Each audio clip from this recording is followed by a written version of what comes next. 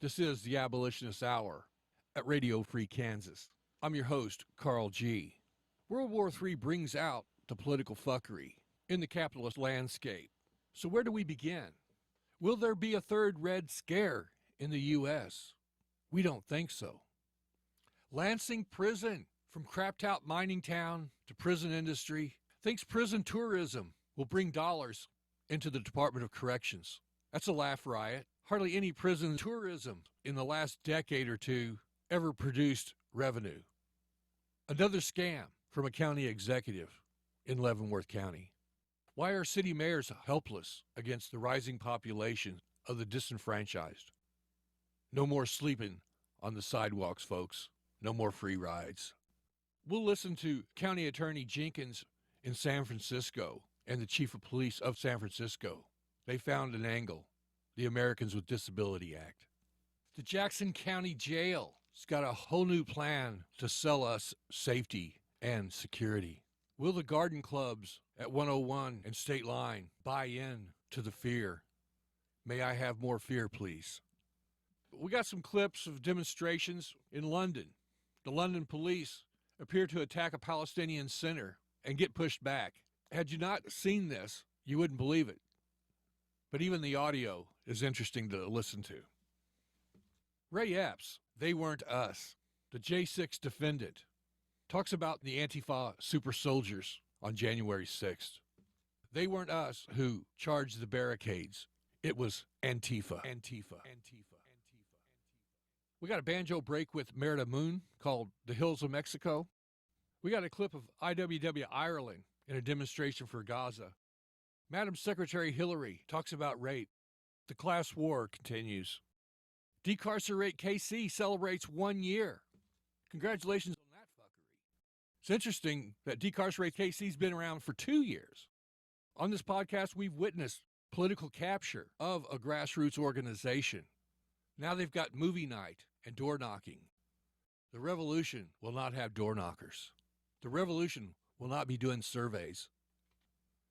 The Jackson County, Missouri legislature is virtually mute. The only one talking is ex-offender Mike Sanders, who copped a deal and only did 11 months in federal prison on a 27-month wire fraud. Recently, we stopped by Raytown and took a look at the old railroad tracks where Mike Sanders promised a new day in real estate. Volunteers tore up those tracks, and those railroad tracks remain strewn today. Kansas City has 2 miles of rail transportation, hardly enough to connect a metropolitan area of 2 million people. Yet Mike Sanders knows. So we'll start with Unicorn Riot interview with Minneapolis City Council member Robin WANDSLI as she explains the ins and outs of political fuckery. Please donate to Unicorn Riot at unicornriot.ninja. Their coverage depends on the public's willingness to donate. Antifa super soldiers. Why is Ted Cruz concerned? Why doesn't George Soros support Unicorn Riot? We'll finish with Marvin Hayes. Marvin was accused of murder in 2006 under prosecutor Amy Klobuchar. We've mentioned Klobuchar before. When it comes to bipartisan legislation, who you gonna call? Klobuchar jumped from county prosecutor to the U.S. Senate on the back of the school-to-prison pipeline. May I have more fear, please? D.A. Klobuchar botched many prosecutions. Will Marvin Hayes get another hearing? We think so. Tim Pool, what's with the libertarians? Why is there a war on single moms? We got Lance from the Serfs following up on this new occurrence, war on single moms. The Serfs podcast walks us through consumer product outrage over video games and single moms. Punch Riot, what is it? And why is it the neo-fascists are unable to do real-time reporting? Tennessee Brando talks about cults. It's not every day that the Abolitionist Hour podcast gets a testimony that slips through our Antifa censors. But here we are. Did CNN's propaganda divide the squad in the U.S. House of Representatives? Don't think so, but nice try. We got Ryan Grimm mowing down Dana Bash on CNN. Is this the end of Ryan Grimm on CNN? Will history tell the tale of genocide in Gaza after the first 60 days of the bombardment? We think so. Ladies and gentlemen, we got him. This is Class War. We got hometown girl Jessie Piper on school vouchers. You're listening to the Voice of Kansas on Blog Talk Radio. This is the Abolitionist Hour, your source for anti-capitalist prison abolition radio. When will the fuckery stop? We don't know, but we'll keep pushing, we'll keep digging, we'll keep rolling, and we'll keep dancing. I'm your host, Carl G. Are you not paying attention to what the fuck is happening in Atlanta around Cop City? That's what you want right now? In the midst of everything, all the political crises that you're experiencing, and all the inhumane fuckery you've done to working class people in this city, you really want to try that? People literally call their bluff like, try us. Try us. And that scared the fuck out of them. And they're going to have to hold that bag next Tuesday and basically be humbled and be like, yep, we were wrong. We were wrong. We were wrong. We were wrong. We were wrong. We're about to have a second Block the Third Precinct party because that's literally what they're about to say next week. Bad boys and police. Sting that ding that boy. Whoa, yeah, yeah.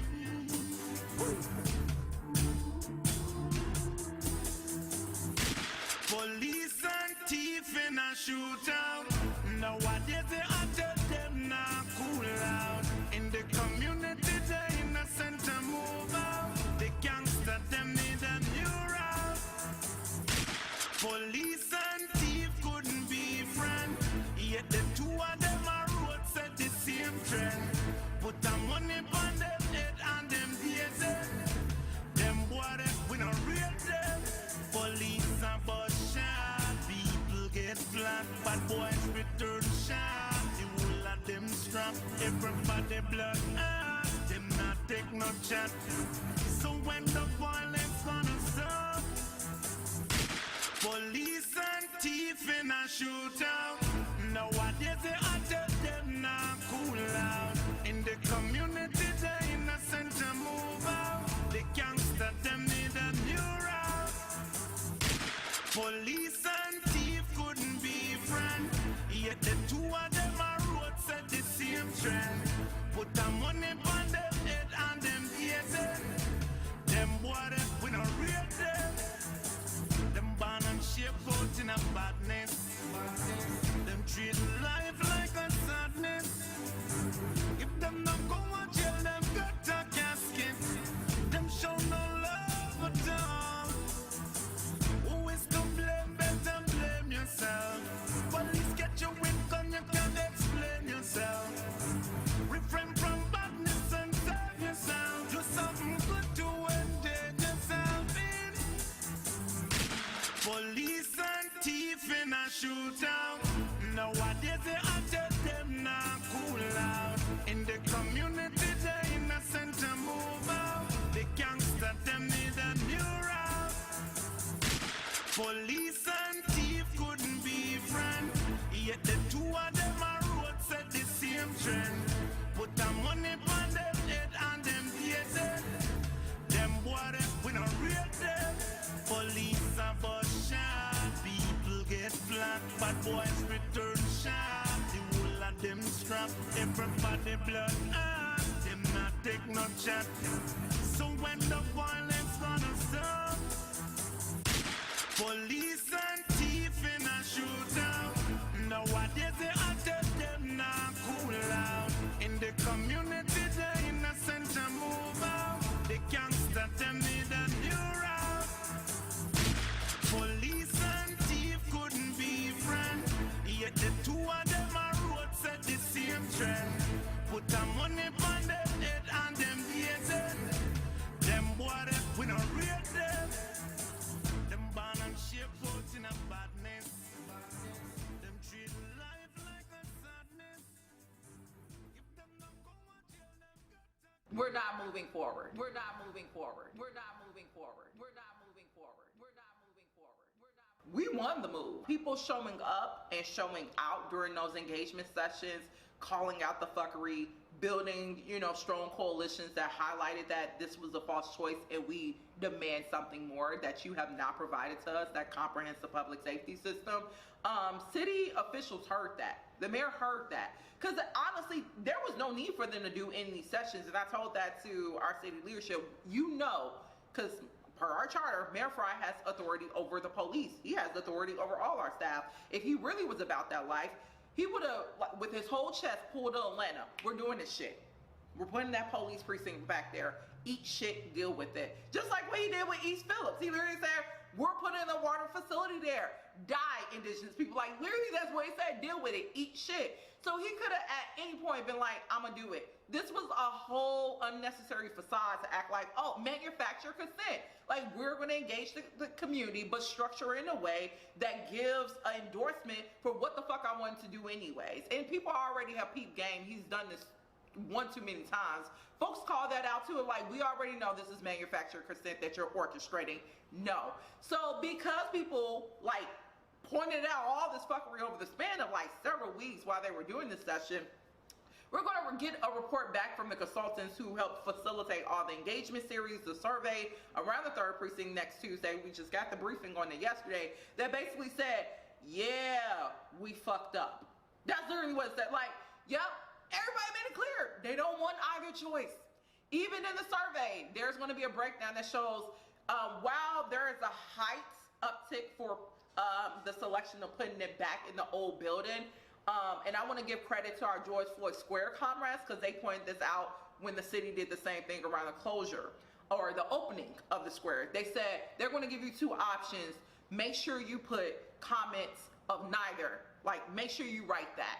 And they did that this time around, so we get the data breakdown that says, yeah, you might see an increase because that was the manufacturer consent. Let's give them only 2 choices. But because people wrote in those comments, they're like, oh, but overwhelmingly people said we don't want either choice. That also came across very loud and clear in all the public engagement sessions.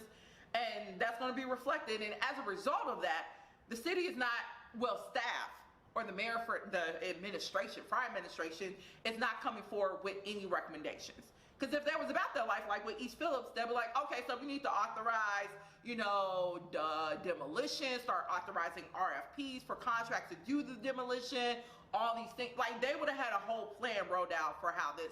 They're coming back being like, actually, we don't have any recommendations, council. This is just a receive and file information for your own, you know, purview to digest. And it's just like, yeah, because you knew.